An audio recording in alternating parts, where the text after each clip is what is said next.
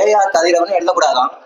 அதுக்கு பதிலா ஏக்கு பதிலா ஆவும் ஆருக்கு பதிலா ரூவும் போட்டு ஆறு கதிரவன் அப்படின்னு போடணுமாமா.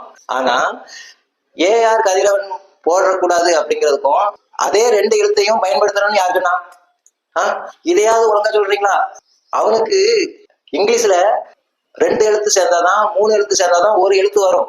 ஆனா நமக்கு ரெண்டு எழுத்து சேர்ந்தா சொல்ல மாறிடும். அப்படி இருக்கும்போது அவன் ரெண்டு போட்டிருக்கான்னு சொல்லிட்டு நீங்களும் ரெண்டு போட்டீங்கன்னா சொல்ல வந்துருதா? இது ஆறு அப்படிங்கிறது சொல்லாயிருதா, வினையாயிருதா? இப்போ ஆறு கதிரவன் அப்படின்னா ஒரு கதிரவன் தானே இருக்கு, எத்தனை பேரு, என்ன அஞ்சு இங்க அப்படிங்கிற கேள்வி வந்துடும்ல. அதனால அப்படி போடக்கூடாது, ஒரு எழுத்து தான் எழுதணும். ஆறு முகம் கதிரவன் அப்படின்னா ஆ கதிரவன் தான் எழுதணும்.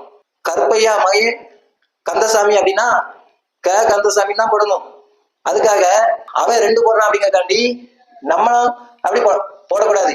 அவனுக்கு கந்த அப்படிங்கிறதுல மூணு எழுத்துக்கு அவனுக்கு எத்தனை எழுத்து வந்திருக்கு பாருங்க, ஆறு எழுத்து வந்திருக்கு. அதனால அவன் ரெண்டு எழுத்து மூணு எழுத்து சேர்த்து போடுறான். அதுக்காண்டி அதே மாதிரி நம்ம பார்த்து எழுதுறோம்னா அது எதுக்கு எழுதுறான்னு கேட்க. அப்படி எழுத ஒரு எழுத்து தான் போடணும். துணை எழுத்து ஒரு எழுத்து தான் போடணும். அதையாவது ஒழுங்கா சொல்ல மாட்டேங்க, அதுவும் சொல்ல மாட்டேங்க. அடிப்படை மொழிங்கிற விஷயமே தெரிய மாட்டேங்குது. அப்படி இருக்கும்போது எப்படி பாடம் நடத்துறீங்கன்னு தெரியல.